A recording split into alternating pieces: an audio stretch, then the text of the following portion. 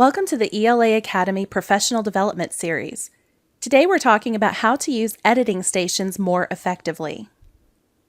First, let's look at the writing process from a grading perspective so that we can see where editing stations fit into the larger picture. I know that grading can be a contentious subject, so keep in mind that these are just recommendations based on what has worked and not worked for me. The first step after introducing the writing prompt is for students to generate ideas, select or design a text structure, and write a kernel essay. Check out my Essay Basics videos parts 2 and 3 for more info on this step. So how do you grade that? Pretty much if they did it and followed directions, give them 100. It's pretty important to avoid too much judgment and evaluation at this stage, at least in grading. Certainly check their ideas and give them advice if you think they need changes. Sometimes students come up with ideas and plans that the teacher can see won't work or don't fit the prompt, and it's easier to change it before they write a draft than after. But also keep in mind that the student might have a vision. Give them a chance to explain why they think it'll work. Once you've approved the plan, students write a first draft. And by the way, let's stamp out the practice of calling it a rough draft, because A, it encourages lazy, hasty, partial writing, and B, it can be hard to get students to revise. If their first draft is junk because they took the rough part seriously and they simply dig in their heels and refuse to revise, they're stuck with junk. And what are they expected to write on standardized tests? A first draft. They don't have time to revise in most cases. So let's train them to make their best efforts on the first draft. So how do you grade that? Give a holistic score with a brief comment on just one or two major things they need to fix, like organization or paragraph development. Check out my video on targeted writing conferences for more details. But what do you put in the grade book? There are two main schools of thought on that. Some say give 100 for simply completing the first draft and save the holistic scoring grade for the final draft. Personally, I've done this, but I think it contributes to the lazy mentality associated with rough drafts. It also doesn't give them a clear idea of where they are and where they need to go. I prefer tying the grade to a holistic score. I suggest starting with higher grades at the beginning of the year and then raising the bar gradually with each essay. So on the first essay, the lowest holistic score might be a 70, a 65 on the second essay, a 60 on the third, 55 on the fourth, and so on. This provides an incentive to make a better effort on the first draft and also to improve their efforts on successive essays. Next is the second draft, in which they've made the major changes that you asked for. Well, how do you grade that? I strongly recommend making this grade entirely dependent on the student making the changes you required. If they made the changes, they get 100 regardless of the holistic score. As I mentioned in the Targeted Writing Conferences video, some students expect to recopy the first draft word for word and slide by with a completion grade, or to get the same holistic grade they got on the first draft. Folks, we are not elementary school teachers to be giving grades for handwriting practice. Revision is not an option. If the student does not revise, he or she should not get a grade. Please hold them accountable for this. When you hand back the graded second draft is the right time for editing stations. Once they complete the editing station tasks and make corrections, they will turn in a third and final draft. This is where you might want to give two separate grades. Again, if the student makes the changes from the editing stations, I'd suggest giving 100. But if you've made all the other grades for this essay daily grades, you might also want to give a final major grade that's based on an updated holistic score. Keep in mind that these are simply my recommendations based on my experience. There's certainly other ways to do it, and you might even find that your department chair or the district office require a certain grading scheme. So do what's right for your situation. Now let's talk about some general practices that will help make your editing stations more productive. First of all, don't spring new material on your students in editing stations. If they've never even heard of parallelism before, don't expect them to read a lesson on parallelism and correct it in their essays in 5 to 10 minutes. Instead, figure out ahead of time what editing stations you'll want to use, and then make sure you've taught and practiced those concepts first.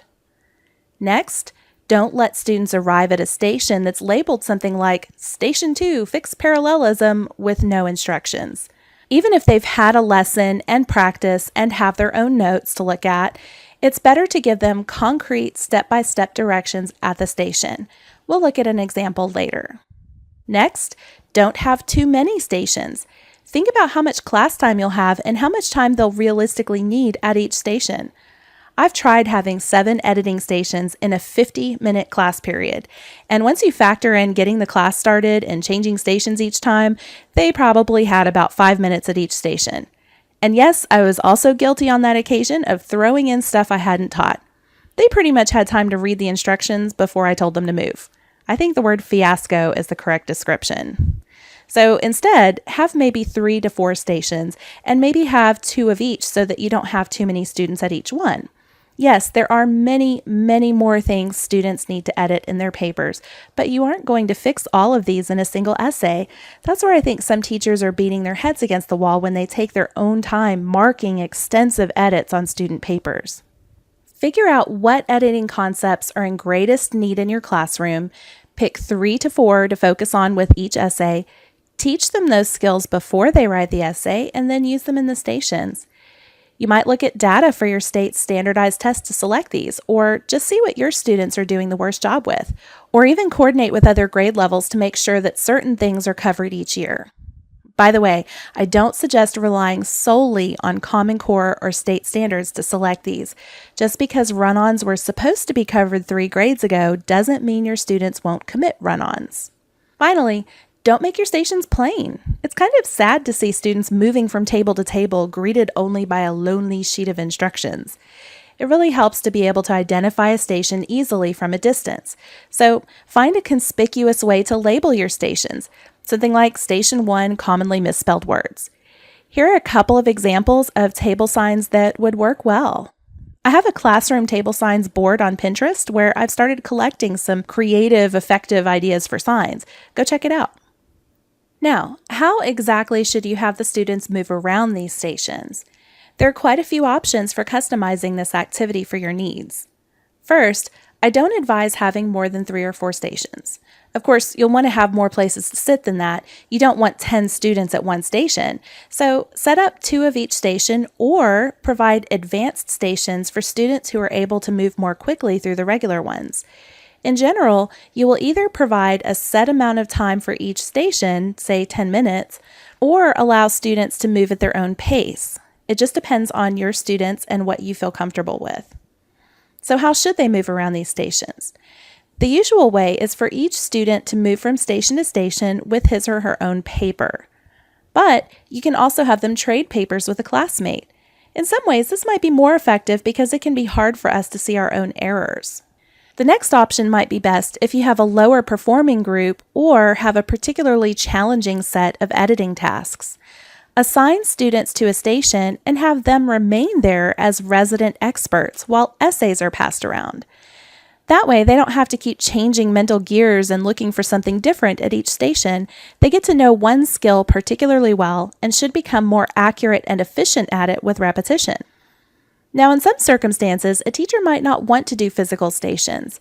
There might be a classroom management issue where it wouldn't be advisable for students to move around the room. Or many of the students might need more direct guidance and pacing from the teacher. So instead of stations, you could provide each student with a packet of instructions and lead them step by step from the front of the room. Then, if there are some students who can move through the material more quickly, you might give them permission to sit at the back so they can work at their own pace without distraction. And that's another technique. Just let them all work through the packet at their own pace. This allows you to walk around and answer questions, and it's relatively quiet so that students can concentrate on what they're doing. This is particularly useful for GT students who generally prefer to be left alone to take care of their business. And finally, you might decide to spread the editing out over multiple days. This might be helpful for that first essay of the year when you might not have been able to teach enough editing concepts ahead of time. Teach a mini lesson on subject-verb agreement or dangling participles or whatever, then have them edit their papers for that concept, and then put their papers away for next time. So, now that we've talked about editing stations in general, what should actually go in them? That's a really complex question. A lot just depends on your own students and where they are. As I suggested earlier, look at their writing to determine what their most urgent needs are. Some classes might need help writing more complex and varied sentences, while others struggle just to capitalize the first word of each sentence and use end punctuation. So my suggestions today are geared toward what most classrooms will find helpful. If you haven't gone to any workshops or read professional books on this subject, I recommend doing so. There are some really awesome English teachers out there providing guidance if people will just use it. Here are a few I really like. Grammar Keepers. Gretchen Burnaby paid attention to editing errors that crop up frequently in student writing and turned them into mini lessons that you can use for bell ringers, then turn around and use productively in their writing. This is good stuff. Jeff Anderson does something similar in everyday editing. He really drives home the point that if we aren't practicing revision and editing frequently, if not daily, then at least close, then we send the message that these are not important parts of the writing process. We also aren't giving students the tools they need to be effective revisers and editors. And then Reviser's Toolbox by Barry Lane. This book is chock full of ways to pump up student writing and make it more powerful and colorful. There are so many other worthy books that I simply can't list them all here, but hey, that's what blogs are for. Click the link in the video description below to see a much longer list of recommendations. And if you don't see one of your favorites on the list, please leave a comment and share your recommendation with the rest of us. I'll give you a list of things that I've covered in editing stations, but again, you really need to see where your students are. But this should at least get you started. Commonly misspelled words. Please, please, please, let's make this the generation that ends the rampant misspelling of their, your, its, and to. Please don't make me beg. Subject-verb agreement. Some people think this is just an ESL issue, but native speakers need help with it as well. It's often a problem when there's a compound subject or when something, usually a prepositional phrase, appears between the subject and the verb. Dangling participles. Look it up if you aren't familiar with it. They can cause some truly silly errors in meaning. Run-ons and their partners in crime, comma splices. You'll need to teach independent and dependent clauses as well as coordinating and subordinating conjunctions before tackling these. Correct comma usage. There are a lot of comma rules though, so just focus on one or two rules in a single editing station. Sentence combining. I recommend an awesome pair of books by Don Kilgallen. Sentence Composing for Middle School and Sentence Composing for High School. He has some creative exercises to help students write a greater variety of sentence types. This list can get you started, but remember there are probably hundreds of things you could use for editing stations. Let's zoom out and look at the broader categories of things we might edit. Mechanics, which would include things like capitalization, punctuation, and formatting. Spelling, including homophones. Grammar, which includes things like subject-verb agreement and pronoun antecedent agreement. Syntax, including variety of sentence types and lengths. And vocabulary, which includes not only ensuring students use words correctly, but also that they employ concrete, precise language, strong verbs, and figurative language. Okay, I promised an example of what concrete instructions at your editing stations might look like. Whenever possible, you want to give them something relatively simple to look for. Mark it in some way, and then check whether it needs to be corrected. The mark, highlighting, underlining, circling, or whatever, helps to anchor the student's eyes to the right spot. So now let's look at an example. Let's say that Station 1 has students look for commonly misspelled words. Remember, you should have already taught this concept in class. Step 1 might read, in your essay, find and highlight words from the list below. Notice that it's not find and correct all in a single step. Then you would provide them a list as well as a reminder of how to fix it if it's wrong. So let's take there as an example. Students are generally aware of the 3 spellings, but they may not remember how to use each one correctly. So you would include a brief but helpful illustration. There is possessive, and then an example of how to use it correctly. The students picked up their bags. Now, if you're teaching Gretchen Burnaby's star points, you might also include the proofs. Check my blog for a link to her work. And then you'll have the rest of the short list. Don't ask them to comb an essay 20 times for 20 different words. After they've finished finding and highlighting, they move on to step 2. Check each word that you highlighted. If spelled correctly, put a small red check mark above it. If spelled incorrectly, write the correct word in red. Again, they're doing something concrete with each and every word, whether it's spelled correctly or not. Putting a check mark tells them and you that they have checked a particular word and deemed it correct. So this is what I mean when I suggest providing concrete instructions. It isn't fancy or complicated. It just gives students some physical marks to make on the essay to help guide them through the editing task. Other editing tasks might involve making a T-chart or drawing arrows or drawing boxes around prepositional phrases, whatever helps to make the task easier for the student. So let's recap what we've gone over today. Editing stations are an important tool in the classroom writing process if you handle them well. So remember, you revise or make big changes first and then do editing stations. Whatever editing skills you plan for them to use, teach those ahead of time so they already know what they're doing. Break down a complex task by providing concrete, step-by-step directions. Focus on just 3 or 4 stations so they have sufficient time at each one. Decide how to facilitate the stations. There are many ways to have students or their essays move through the editing process. Please, please, please read professional books so that you can benefit from the experience of other teachers.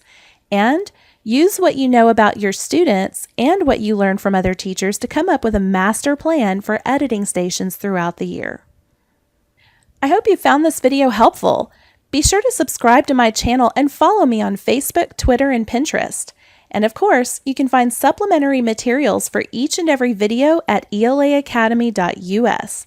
This is ELA Academy.